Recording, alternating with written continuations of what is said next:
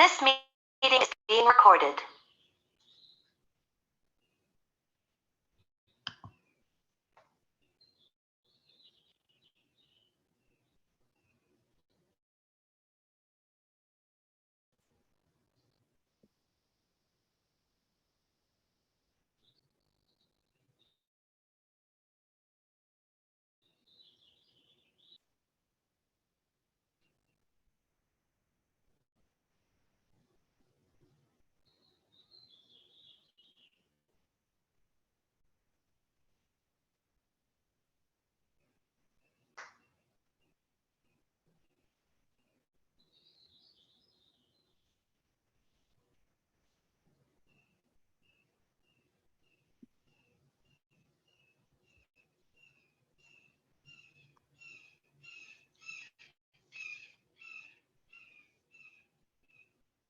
Good morning, everyone. We'll get started in a few minutes. We'll give people a chance to get on. And just a reminder, this is being recorded, so there will be people checking it out later.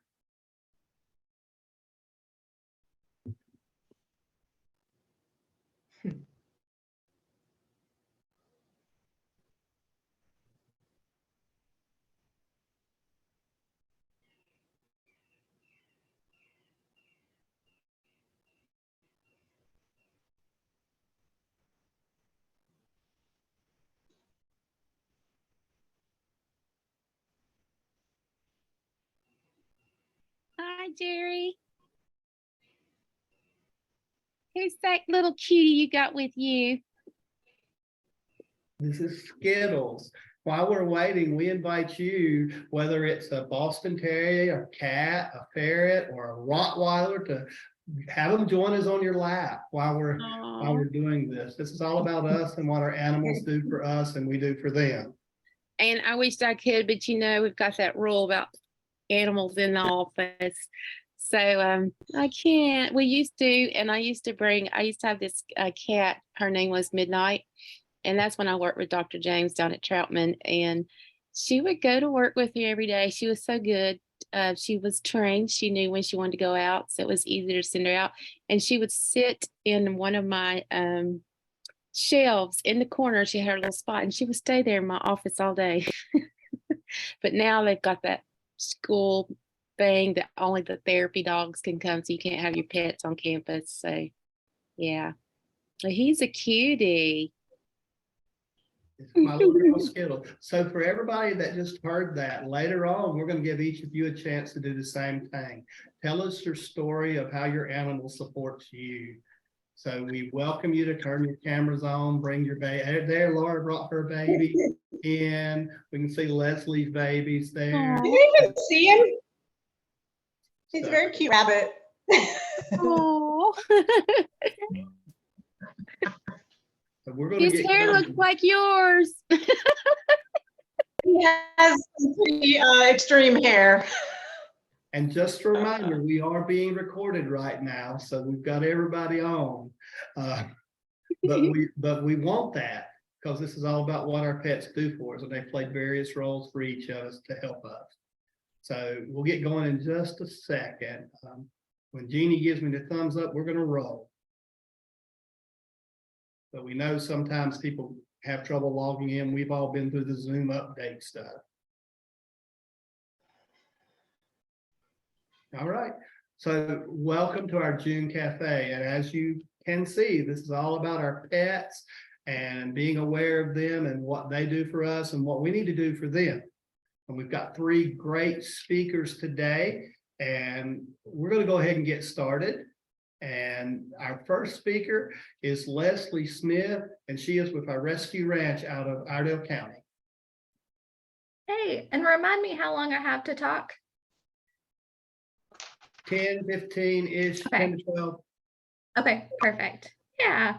So my name is Leslie Smith, for those of you who are just kind of joining us. I am the animal husbandry manager at Rescue Ranch in Statesville, North Carolina, so Iredell County. So we are an education facility, kind of first and foremost. So right now we have got 79 animals here that are all permanent residents. So we don't adopt out any of our animals. We've got steer that are 6'5". We've got rabbits, birds, snakes, lizards, pretty much everything but cats and dogs. So our big goal here is to really try to educate kids and adults how to be responsible pet owners. Pets are a huge part of society. They help us in our day-to-day, but a lot of people, especially kids, don't understand the responsibilities that come along with it. Laura, I saw that you have a rabbit with you. So I also have one of our rabbits here. This is Stella. She is a double lion head rabbit. So she is extra fluffy. It's kind of hard to see her when I have her on my lap, but she came from a really bad hoarding situation about 5 years ago. There was a family that had about 150 rabbits living in a shed. And unfortunately, this family did have kids. So luckily, when animal control came, they were able to surrender all of their animals. But we've got 7 rabbits here. And though they are cute and fluffy, they are a lot of work. Again, Laura, I'm sure you know, they poop about 200 to 300 times a day. So someone's got to clean that up. Yes, it's a lot, especially when you've got more than one. It definitely adds up. But it really teaches kids that responsibility of keeping a clean environment. Things will start smelling quickly if you don't clean up after them. So you got to keep up with it. They also require a lot of food. They are herbivores, so they eat a lot of fresh veggies, a lot of greens. They have pelleted food. They have hay. They have a lot of hair. So just making sure that people know, what their diet consists of, their exercise needs, different things like that. But I will say, despite all of the responsibilities that come along with it, when I'm having a bad day, the rabbits are the first things that I go to, because they can be really snuggly when they want to be. They can also be, little pistols when they want to be as well. But there's something comforting about just kind of, snuggling a bunny for a little bit to, make you feel a little bit better. And then over here, I have Miss Velvet. She is a Solomon Island eclectus parrot. I don't know if she'll step down for me or not, but she is our quietest bird here. We've got 5 parrots, and she is by far the quietest and the sweetest. I'll kind of get up close for the camera for you guys. So birds are another one that you've got to be really ready for. She wants to hang out. She's only about 15 years old, but she can easily live to be in her 50s. So their companionship, quite literally lasts a lifetime. They're just, again, a lot of work. They're really messy critters. And she in particular really likes to lay eggs. Despite there being no male eclectus around, she's still like a chicken, just lays eggs whenever. So she likes to get hormonal and shows us her attitude every now and then. But we like to take her outside and go for walks. Again, just kind of relax and be. Kids love the birds. It's not often that kids can just kind of go and handle a bird, have them step up for you. So it's just really that like aha moment with kids with birds that we really, really love. Snakes too.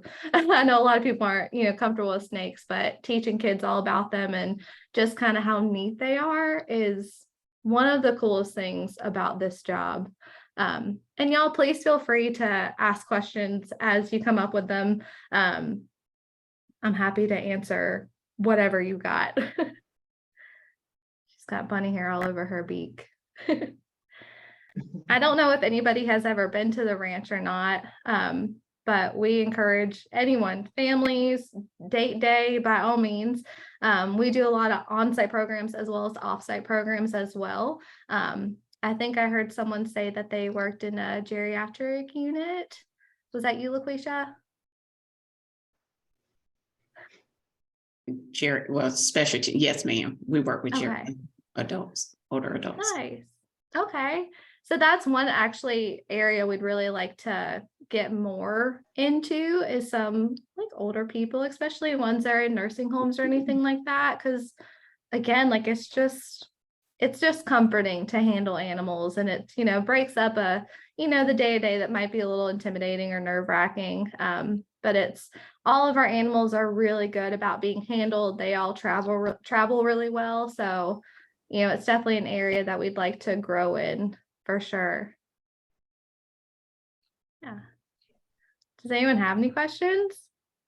Yes, I have a question. So I'm Sure. always curious, if you find an animal, maybe a bird that's fallen out of the nest or something that's injured, what should we do to not get the if it's a baby alienated from the parent, or what are the best steps to take?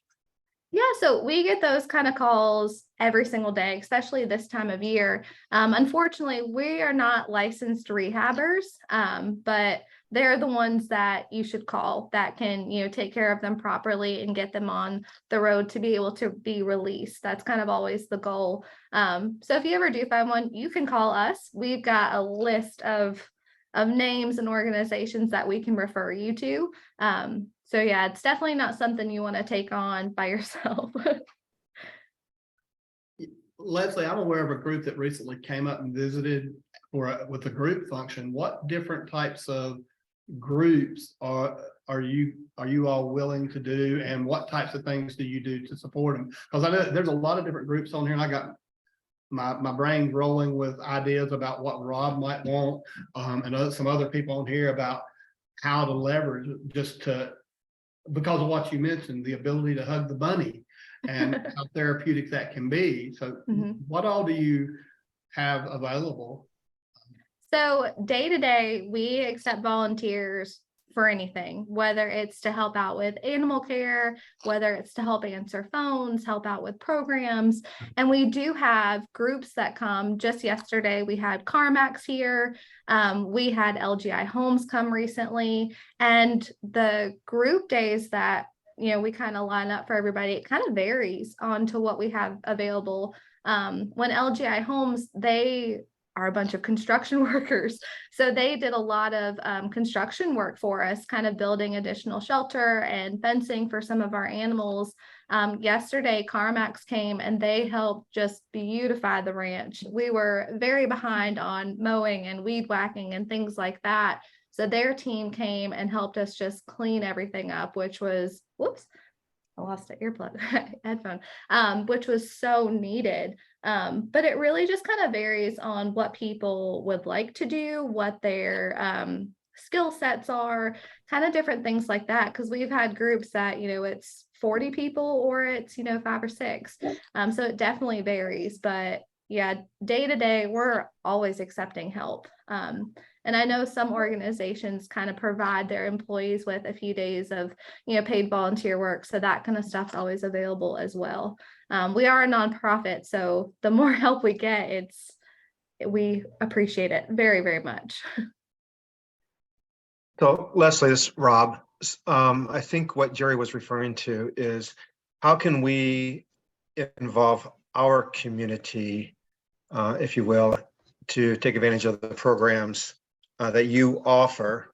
So for instance, we have a children's ministry. We have about 45, 50 kids, mainly from the South Side and motel families that we meet on Wednesday evenings. But we are more than willing to do field trips as well, based by age range. So I have everything from 2-year-olds all the way to 18-year-olds. So what type of activities, programs do you have for those types of kids, at-risk kids? Yeah, gotcha. So that's kind of our area as well, is bringing kids of a variety of ages in here. So in particular, like we could accept all the kids, break them up in a day and have them meet a variety of the animals. Our programs are all very hands-on. So we'll talk about the rabbit care, what they're like, if you see some in the wild, like stuff to look out for. And then they all have that time to be able to like pet and be up close and kind of learn hands-on. For the littles, we do a lot of sensory stations and things like that for some of the smaller ones where their attention spans may not be, all that great, especially at 2 years old. But we try to do stuff that really engages them, still hands-on, still learning, sparking creativity and learning. I personally love older kids to teach. I just like that, we can engage a lot more. I can engage a lot more with them. That's kind of my area. But yeah, just kind of having that learning responsibility, learning how to be gentle and compassionate and caring, that kind of stuff is what our programs are all about. So I don't know if that kind of better answers your question. It does. So what are your typical hours? Is it Monday through Friday? Is it Saturdays? Is it 8 to 5? What are your Yeah. hours? So typically Monday through Friday, we're here from 8 to 4. And then on the weekends, kind of depends, typically about 8 to 5:30 or so on Saturdays. We do a lot of birthday parties, field trips, Boy Scout groups, Girl Scout groups, things like that. But we're pretty, flexible with a lot of things. So I know you said that you typically meet on Wednesday evenings. If we know in advance, I don't see any reason why we couldn't work something out by any means. It's cool to see, different people in the community, different areas in the community, and we want to be as accommodating as possible to get people in here. Great. Well, thank you. And I have my kids ministry tonight, so I'll talk to the leadership. Yeah, and definitely. Yeah. volunteers and Reach get back out. to you. Yeah, thank you. Please do. Are there any more questions for Leslie? Just real quick, Leslie, since you brought up the geriatric population, since you do not have like dogs and cats, what typical animals would you get into a facility? That's a good question. So our rabbits and guinea pigs are always super popular with people of all ages. And you would be surprised how many people really enjoy meeting our snakes and lizards. Obviously, not everyone's going to gravitate towards, one or the other. But we try to bring a lot more of the more hands-on, handleable animals with us. Because while Velvet's really pretty to look at, she can be a little bit stubborn and won't always, step up for people. But the rabbits, snakes, lizards, guinea pigs, they're always, willing to sit on people's laps or just kind of hang out in your hands. I think I lost her through all of that. We'll have to relay that message back to her. We can do that. Krista's with her team, so we definitely can get that to her. Okay, perfect. Thank you. If you've got any follow-up questions for Leslie, you can put them in the chat box, and we will, if Leslie has to step away, we'll get those questions to her. But thank you so much, Leslie, for presenting on that. And I have a feeling that Rob's going to have 45 children be asking for pet rabbits in the very near future. I can talk them out of it. I can talk you into it, but I can talk you out of it too. We'll make them clean up after a rabbit first. Our next speaker today will be Laura Layton, and she is with Bit of Hope Ranch. Welcome today, Laura. Thank you very much, Jerry. Can you guys hear me? Yeah, okay. I'm not super comfortable with Zoom calls. I'll just put that out there first. A little bit of history on me. I've had a proclivity to work with animals since I was a little kid. And I used to run a ministry that was called Heavenly Paws. And I helped people have their animals certified to bring into primarily nursing homes. United Cerebral Palsy had child development centers where I was at the time. So we would bring animals in to assist with a lot of the therapy there.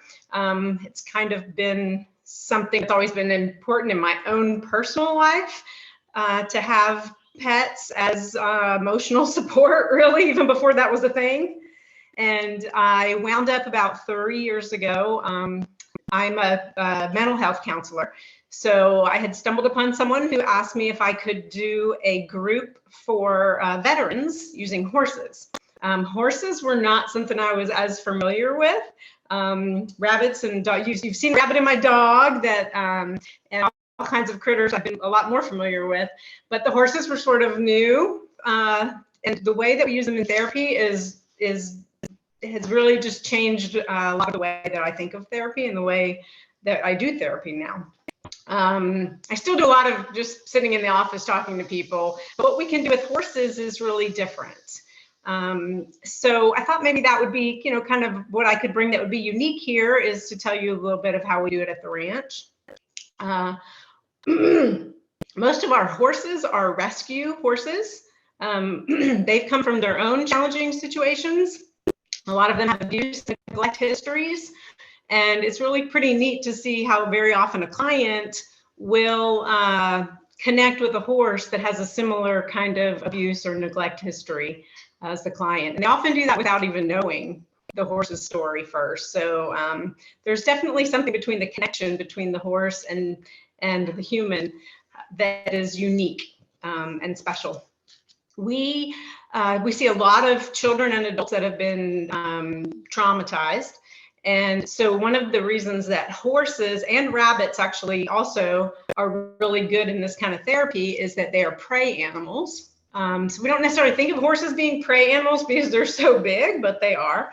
And as a prey animal, they are always on alert and kind of looking for danger. So similarly, a person who has been through trauma is also hypervigilant, looking for danger, often has a hard time really just being settled. So we're looking at them, they sort of operate the same way. Before a human can start to use the more rational thinking parts of their brain, the parts that are on alert for fear or danger have to be calm. And so the process that we use with the horse has a lot to do with sort of building connections in the brain that are resettling the lower parts of the brain that want to go into fight or flight, and then being able to enable the higher parts of the brain to be able to work better for relationship building and other cognitive skill development. So we call that, there's a difference between top-down regulation and bottom-up regulation.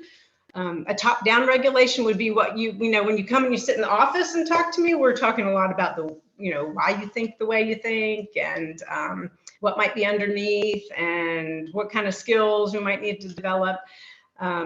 A bottom-up regulation is more about grounding, learning how to calm the whole nervous system first.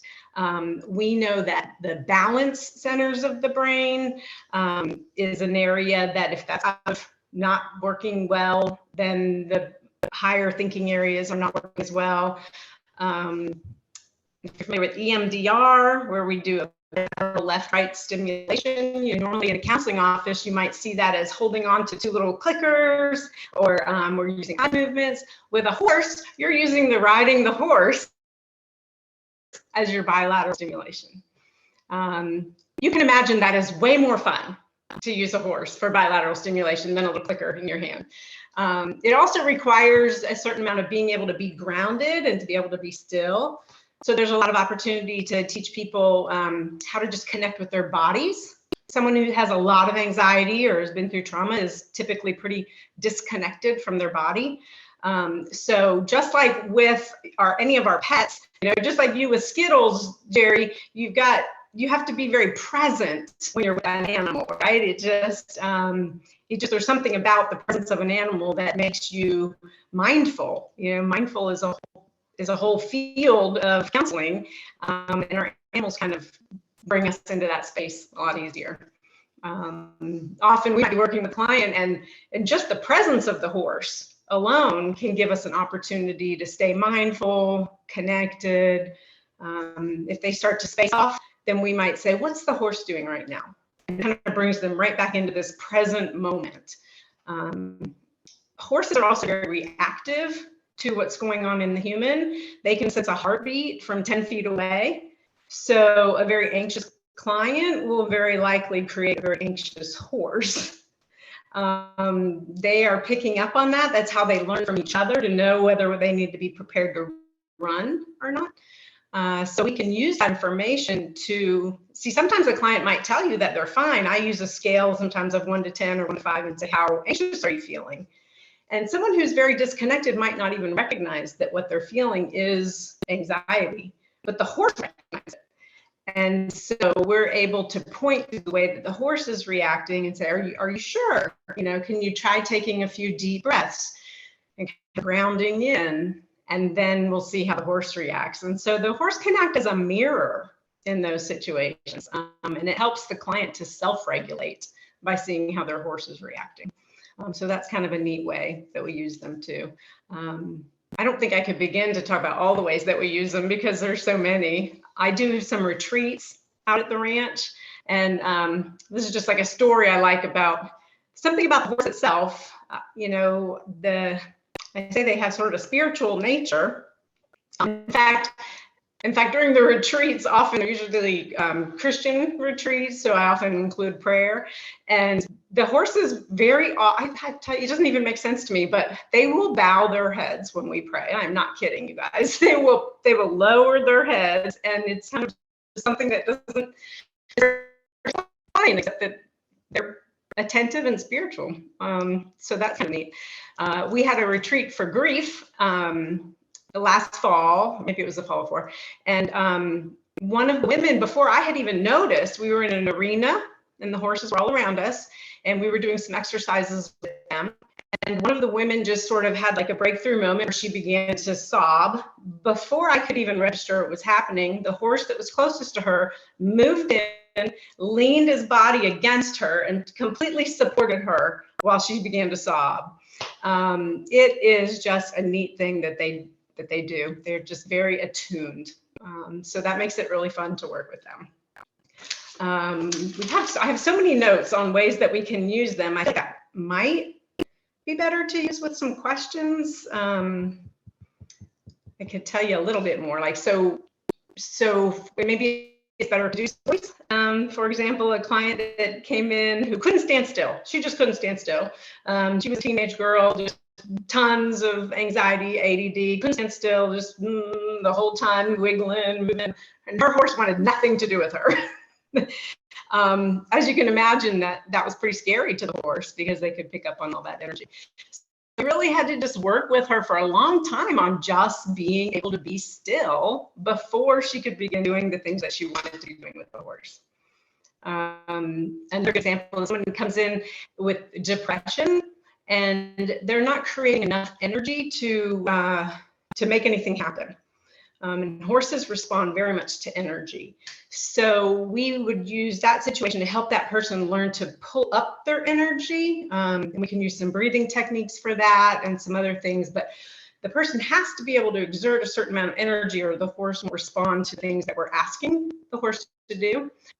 So that's something that they can practice in real time. It's a very experiential kind of a therapy.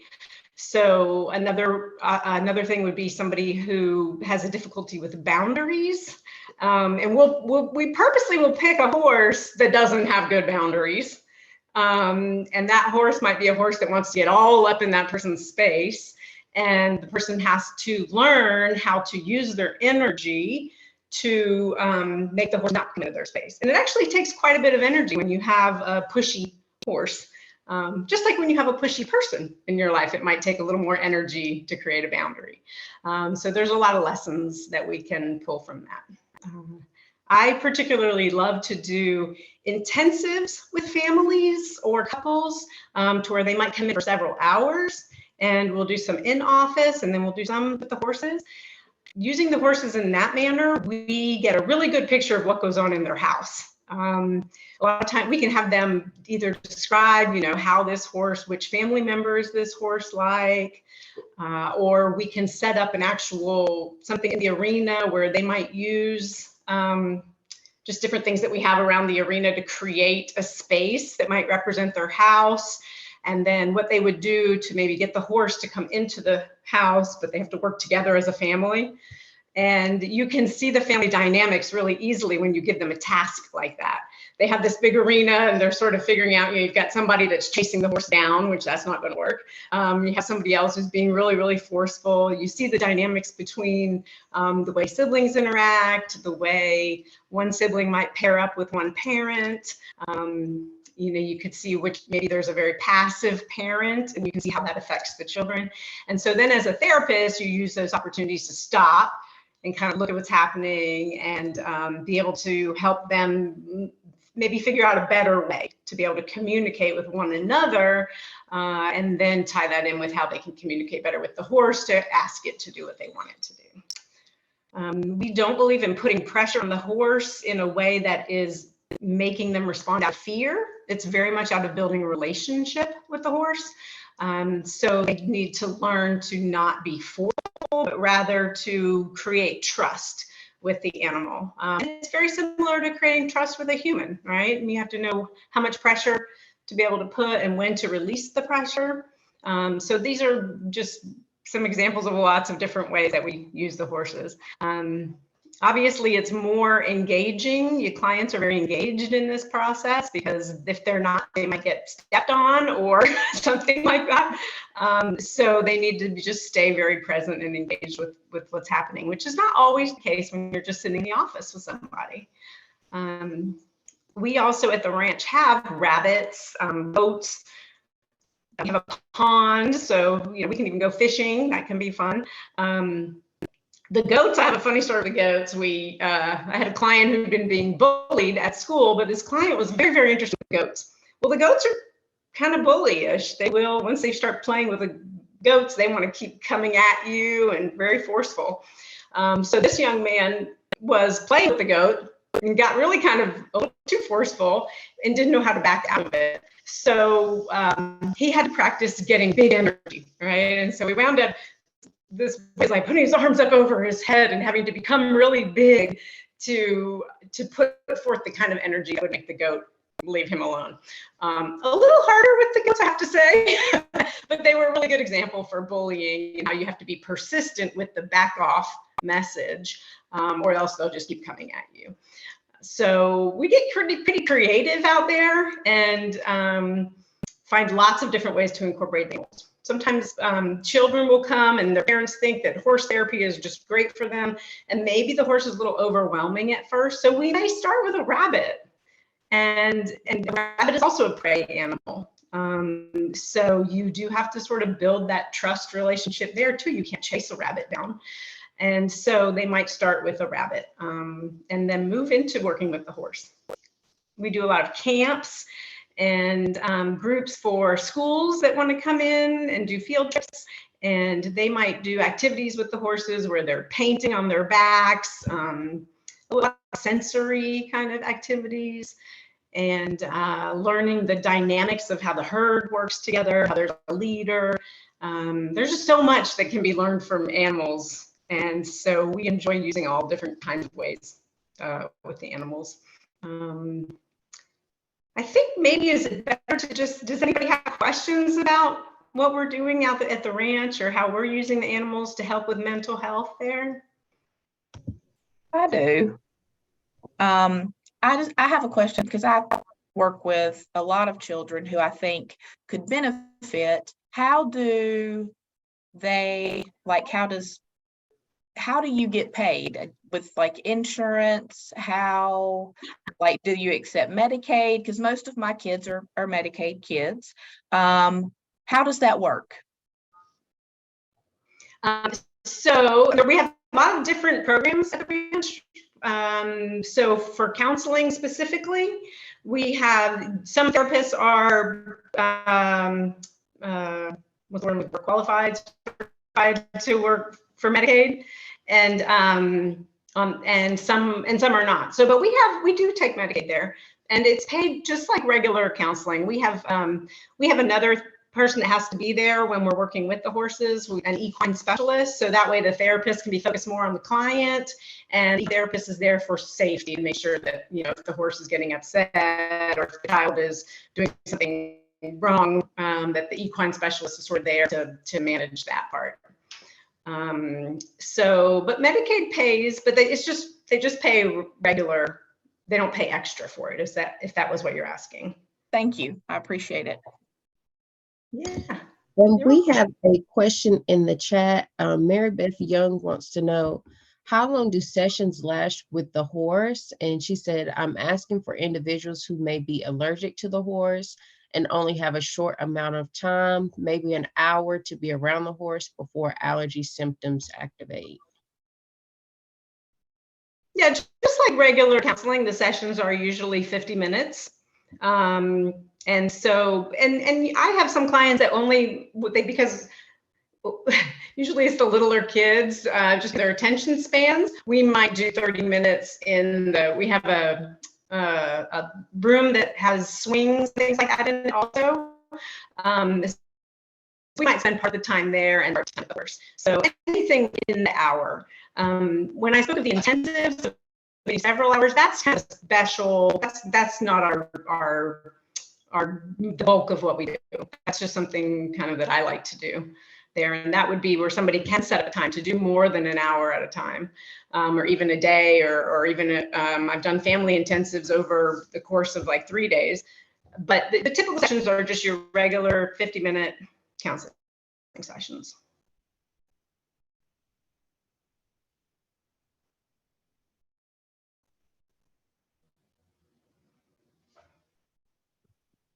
Laura, can you tell me again where you guys are located? Oh, I'm sorry. We are in Gastonia. Okay, okay. I just really enjoyed listening to you talk. in North I'm Carolina. fascinated right now. Yeah, it's South Gastonia. Yeah, I think we would have a lot in common. Yeah, well, I'm gonna have to come and learn how to not deal with bullying goats because I have 14 of them that I deal with daily. So I completely understand yes, that well. comment. That was Here, funny. Leslie, just practice it. Ah. Right? I'm bigger than they are. Yeah, we get pretty creative with the animals, which is part of what makes it a lot of fun, right? I'm sure like Yeah. you do too. Oh yeah. Yeah. Laura, Well, and we do tours. We do tours. I'm sorry, go ahead. I do have a quick question. What can you repeat what you said about a horse hearing a person's heartbeat from a certain distance? What can you repeat that? So it's about 10 feet away that they can pick up on a heartbeat. So if they're picking up on a rapid heartbeat, that's kind of for them of like, oh, that's not safe, right? We put everything in terms of safety, and if the horse feels safe, then it will be able to have a good relationship with you, just the same as we are as humans, right? If we feel safe around somebody, then we can develop a good relationship with them. So Thank yeah, you. they're really sensitive to that. Yeah, my pleasure. Thank you.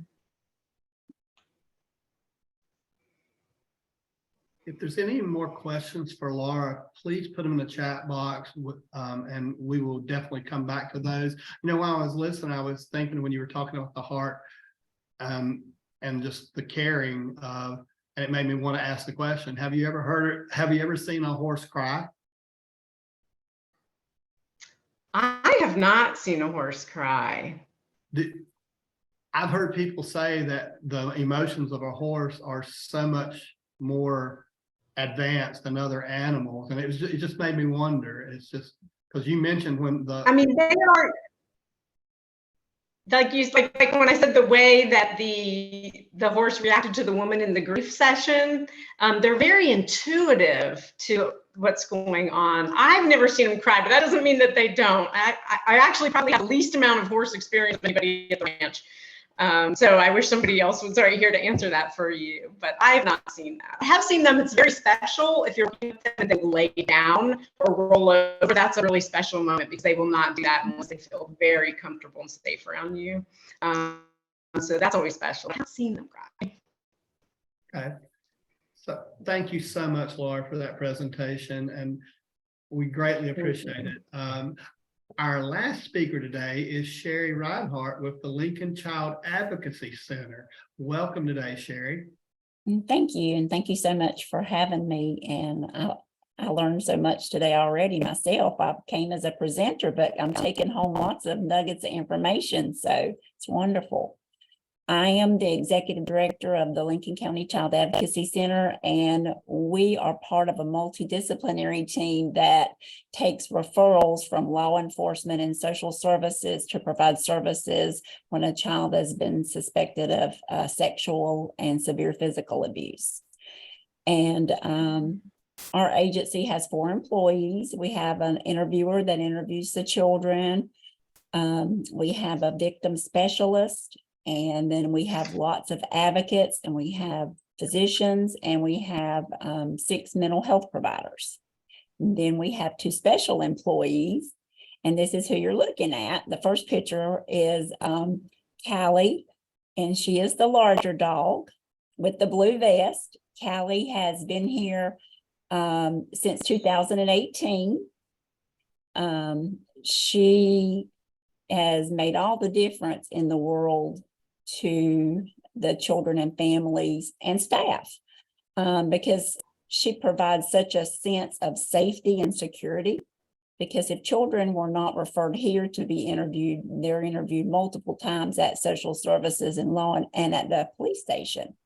So to come into a facility where there's an animal that has been specifically trained to, greet you and do a trick for a treat and lean against you. She's definitely a leaner. The smaller one in the red vest is Jake. And State Farm actually gave us the money to buy Jake. So he is truly Jake from State Farm. And we got Jake because Callie has leukemia. You can see her little paw where she's been having therapy for a while. She had her last chemo about 2 weeks ago, and she is in remission. But we felt the need to go ahead and get her a partner to take a little bit of the workload off of her. And one animal learns good from another animal. And Jake is actually away at training. They go for about 8 weeks of training before they can be a working dog. And they are much like a dog that is on the sheriff's department that does drugs or bombs. When they're here, they have their vest and they are definitely a working dog. And then when the families leave, the vest comes off and we get to, as employees together who have heard a lot of stuff to cause vicarious trauma just to us, just to listen to a 5-year-old talk about a sexual abuse, or to have to be in an examination to collect evidence from this child. One of the best benefits for my staff is that we are the parents together of these dogs, and we share the ability to nurture them. It brings us together. It helps us with our vicarious trauma. And we have a main handler, which is our victim's advocate, but we all handle Callie and Jake while they're here. They not only go into medicals. What could be of interest to you is they're advocates out in the community, and they go with us to teach education. Right now, they're at UNC Dental College up at UNC, and that's where they're at in this picture. Callie's there this morning, and they're presenting a program that we offer to to dentists and hygienists that teaches them how to recognize child abuse. Not many people think about dentists recognizing, but about 60 to 80%, somewhere around in there. It depends. Above the shoulders is where we see most physical abuse. And Dr. Debbie Perry is our educator for this program, and she teaches them about looking in the mouth and what could be things that we're not thinking about. Genital herpes. A lot of times the kids will have herpes, or if they see any bruises behind the ears make wonderful handles, unfortunately, and we don't look behind the ears. So she teaches them about recognizing abuse. Callie also and Jake go with us into the school systems, and they also go into daycares. And right now we're doing summer camps, and we teach a program called Child Matters. And it is an evidence-based program from Monique Burr for ages 4 through high school on safety, just safety matters, and it touches on lots of stuff. Then for adults, we go into agencies, into the school system. We teach all the principals and school teachers here, stewards of children, and you might know it as darkness to light. And we have 4 facilitated trainers here, and we go in and teach that. And you can also get credits for it, for being a nurse, an educator, a therapist. So it's CEUs for that. So they do a great job in these classes, because it is not the easiest conversation in the community to start about how you prevent child abuse. And so when you're taking Callie or Jake into the post office to get the mail, and somebody asks you about them, can I pet them? Of course you can. Well, what do? Well, they work with children who've been sexually and physically abused. it starts a conversation that everybody is going to have to at one point have with their children, grandchildren, to keep them safe. And they help out with that a lot. You see Callie here with her hair bows in. This little girl's mother works at our center, and her sister was a victim. And her mother came to us as an educator as her experience here. And so Callie likes being with the kids. It helps them to feel safe. And it helps my team. You can't have a better team building experience than to have ownership of something that you love together. You feed, you get groomed, you buy hair bows, you get treats. And just to pet Callie after interviewing a child, just for her to lean against my legs or lay on my feet and get to pet her. I can't say enough about how much it helps, not just me, but all of us and our team, our police officers that are here, our social workers, to deal with that part of vicarious trauma. But in your community, if you would like a class and like to see Callie and Jake, and they have their own Facebook page, so you're welcome to see Callie and Jake. We're free. Everything we do is free. All the services are free to the children we serve, and all the education in the community that we do are free as well. But I just can't say enough about the effects of having a support animal. And she's called a facility animal because she does everything. She goes to court with the kids. She can go on the forensic interviews. She lays beside of them and they count her eyelashes while they're getting a medical. So it really reduces that re-traumatization sometimes of things that we have to do. And I'll invite your questions about a child advocacy center or support animals, the training, where we train her, anything that you would like to know.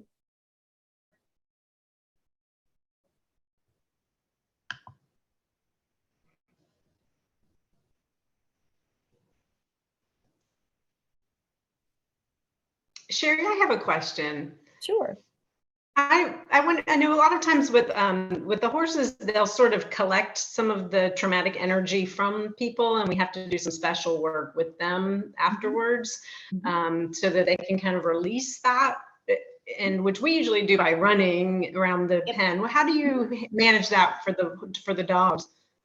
Well, Callie knows that when she has on her vest, she's working, but when the vest comes off, she's Callie.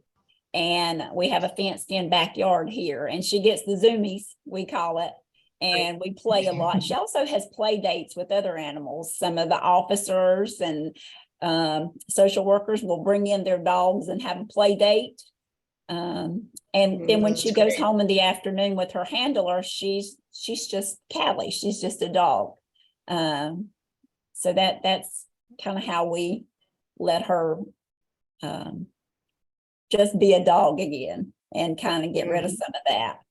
She loves love. She is a golden doodle and Jake is a labradoodle, and those breeds work excellent with kids. And they generally, as a breed, love to be loved. They want you to pet them. We always call her a love bully, and she definitely is a love bully. If you're not petting her, then she's going to continue to put her head on your desk and look up at you until you do. But we're very mindful of that, and we work a lot with our trauma-focused cognitive behavioral therapist, and they come in with Callie and us and work about twice a month. Great, thank you. We have a question. How can Jake and Callie be found on Facebook? They're on Facebook under Lincoln County Child Advocates, Callie and Jake, at Lincoln County Child Advocates. Okay. But I can send out their link. I know there's a link to Facebook, but they go on lots of adventures. The education we do in the schools have videos, and they dance and stuff, and Callie dances. So what I love about Callie is when the kids are dancing, she will lift her back feet like this. and lift one and then the other. And so she gets right in there with those 5 and 6 year olds and dances to the little videos that teach you about internet safety, body safety, bullying prevention. And that's probably the favorite part of her job. I know in the pictures she's having a tea party and with some of the kids. And she likes tea parties too, because she knows she's going to get a goldfish out of that tea party. But she enjoys her work, and we enjoy her too.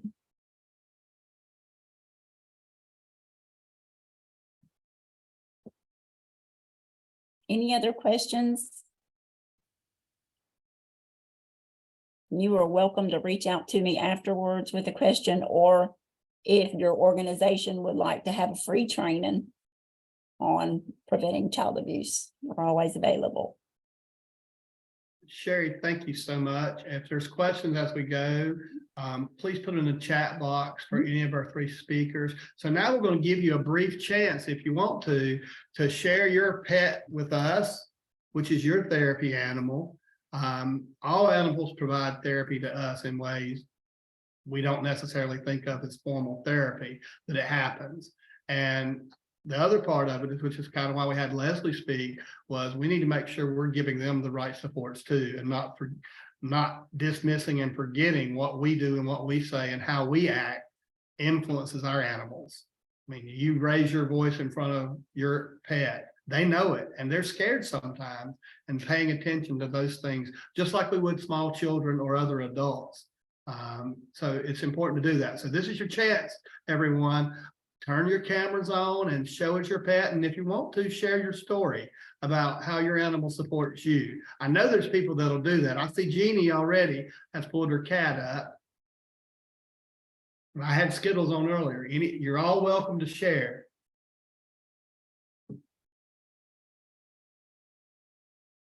We can't be that quiet. I had Skittles earlier. Up there's Laura bringing her dog back. That's a big dog to be in a lap.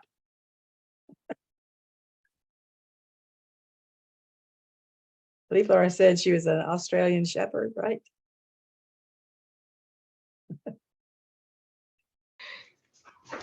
Yes, he's an Australian Shepherd and he is big to be in the lab, but he does not know that. My cat is Charlie, and he's about, we think he's about 16 years old. He's been in the family for close to 16 years, I guess. And so he's my grumpy old man. Since I don't see anybody sharing, we're going to go ahead and wrap up, and I'm going to turn it over to LaQuisha. Thank you, Jerry. Thank you all to all the speakers. We want to say thank you so much for enhancing our knowledge in regards to pet therapy. We also want to thank everyone for joining us. We would like to invite you back next month for Body and Mind, the Impact of Chronic Disease. And please know that not only this community cafe, but others you can find on Partners YouTube. And we would like to say thank you in advance, and we will see you next month, not next week. We will see you next month. Thank you. Thank you, everyone.